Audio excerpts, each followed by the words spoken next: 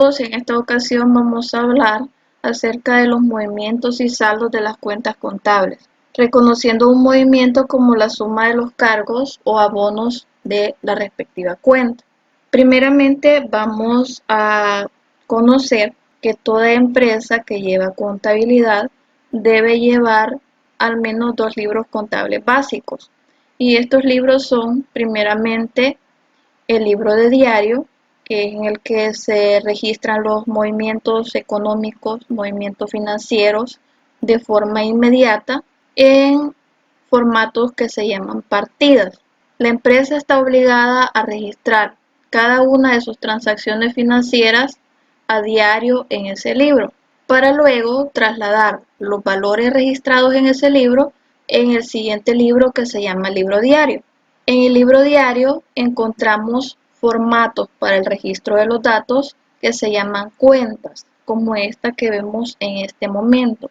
Las cuentas del libro mayor generalmente tienen forma de T, por lo cual son reconocidas como cuentas T y se componen de los siguientes elementos. La cuenta debe tener su código. Este código va de acuerdo al catálogo de cuentas que la empresa maneje y de si la cuenta es de activo, de pasivo o de patrimonio.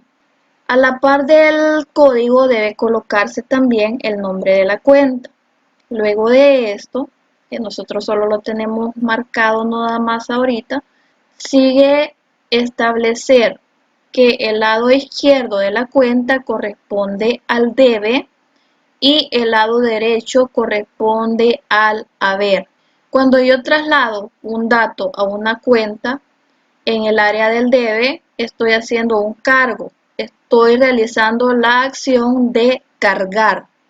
Cada vez que yo hago un asiento en el debe de una cuenta T, estoy cargando. En el lado derecho encontramos el haber, y cada vez que yo hago un registro en el área del haber, en la columna del haber, estoy abonando. Estoy realizando la acción de abonar. Cuando yo he cerrado el periodo económico y quiero establecer resultados, hago la suma de todos los registros, de todos los asientos. En este caso, en el debe sería de todos los cargos. Cuando hago esa suma de todos los cargos, yo obtengo el movimiento deudor. Cuando hago la suma de todos los abonos de la columna del haber, obtengo el movimiento acreedor. Si vemos por acá, por definición, movimiento deudor es la suma de los cargos de una cuenta, es decir, la suma del debe. Como decíamos por acá, sumamos todos los cargos del debe, obtenemos el movimiento deudor, como se nos dice acá. Por otro lado, movimiento acreedor es la suma de los abonos de una cuenta, es decir, la suma del haber, como ya explicábamos por acá. Si yo sumo todos los abonos de la columna del haber, obtengo el movimiento acreedor. Hay un elemento más que lo vamos a explicar paso a paso, y es los saldos.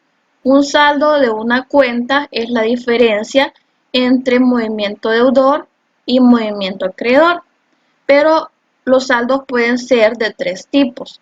Vamos a ver primero el saldo deudor. Se considera que una cuenta tiene saldo deudor cuando el importe del movimiento deudor sea mayor que el importe del movimiento acreedor. Vamos a probar ahorita. Vemos que nuestra cuenta tiene señalados todos sus elementos y vamos a proceder a hacer los registros para establecer qué tipo de saldo tiene. El primer registro que vamos a hacer, como lo vamos a hacer en el debe, es el primer cargo que vamos a hacer, es por $5,100. Luego tenemos un cargo más de $140,000. A eso se agrega un cargo adicional de $435,000 y finalmente un cargo de $580,000. Tenemos ahí.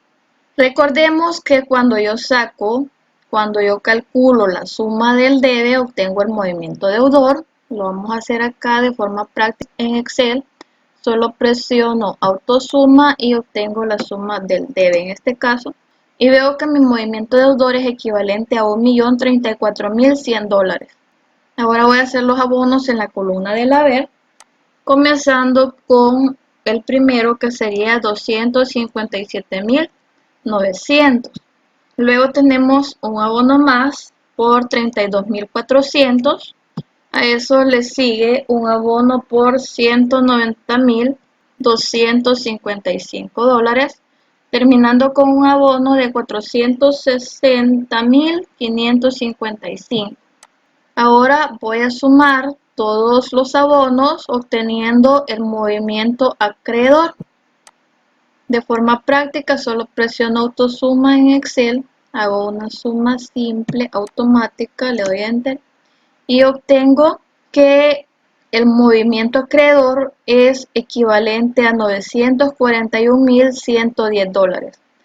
A simple vista podemos ver que el movimiento deudor es mayor que el movimiento acreedor, por lo cual se cumple la regla que una cuenta tendrá saldo deudor cuando el importe del movimiento deudor sea mayor que el importe del movimiento acreedor. Pero lo vamos a comprobar.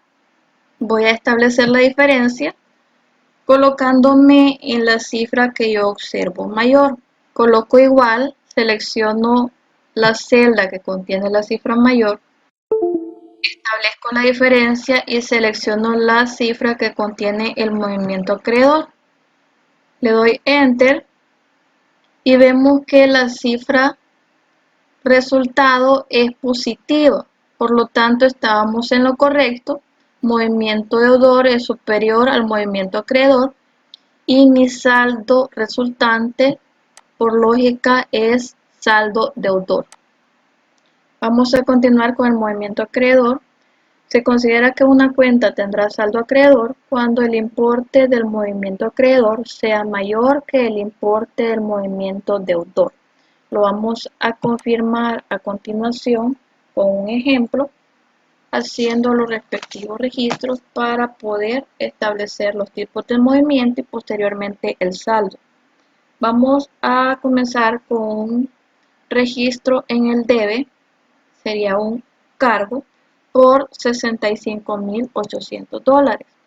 A esto le va a seguir un cargo por $141.480, finalizando con un cargo más por $405.000. Procedemos a hacer los abonos en la columna del haber, iniciando por un abono de $987.534, al cual le sigue un abono por $322.400, finalizando con un abono de $190.255. Ya tengo hechos tanto los cargos como los abonos. Procedo a establecer los movimientos. Primero el movimiento deudor. Recuerden que el movimiento deudor es la suma de toda la columna del debe. En Excel me resulta bastante fácil hacer esa suma, solo presiono autosuma, se seleccionan los cargos y da el resultado. Movimiento deudor para esta cuenta equivale a $612.280. Ahora voy a calcular mi movimiento acreedor sumando los abonos hechos en la columna del haber y voy a conseguir saber que mi movimiento acreedor asciende a $1.500.189. Claramente la cifra mayor corresponde al movimiento acreedor, pero yo quiero conocer mi saldo y voy a calcularlo de esta forma. Presiono igual cuando estoy usando Excel, luego selecciono la casilla, la celda que contiene a la cifra mayor, establezco una diferencia o una resta y luego selecciono la casilla que contiene la cifra menor y así voy a conocer mi saldo. Mi saldo acreedor asciende a $887.900. Vemos que es una cifra positiva, por lo cual se confirma que el saldo para esta cuenta es acreedor. Vamos a señalarlo. Tenemos ahí, esa es la forma de conocer que una cuenta tiene saldo acreedor. Existe otro caso y este es cuando la cuenta se considera saldada. Una cuenta resulta saldada cuando el importe del movimiento deudor resulta igual que el importe del movimiento acreedor. O sea que son iguales, tanto el movimiento deudor como el movimiento acreedor. Vamos a hacer la prueba haciendo los respectivos asientos. El primer asiento va a ser por 650.000. El primer asiento va a ser por 655.100. Tenemos un asiento más por 240.000 y a eso le sigue un último asiento de 535.800. Ahora, en los abonos tengo un primer asiento, un primer abono de 180.000, al cual le sigue un abono por 350.000 y finaliza con un abono por 900.900. Ahora calculo suma del movimiento deudor y luego calculo la suma del movimiento acreedor. Tengo dos cifras idénticas, pero para comprobarlo voy a establecer la diferencia y esta diferencia tiene que dar 0 para que mi cuenta resulte saldada. Y vemos ahí que el saldo donde hagamos la diferencia es igual a 0, por lo cual consideramos nuestra cuenta saldada. No tiene saldo deudor ni tiene saldo acreedor, sino que es una cuenta saldada. Eso sería todo acerca de los movimientos y saldos de las cuentas contables.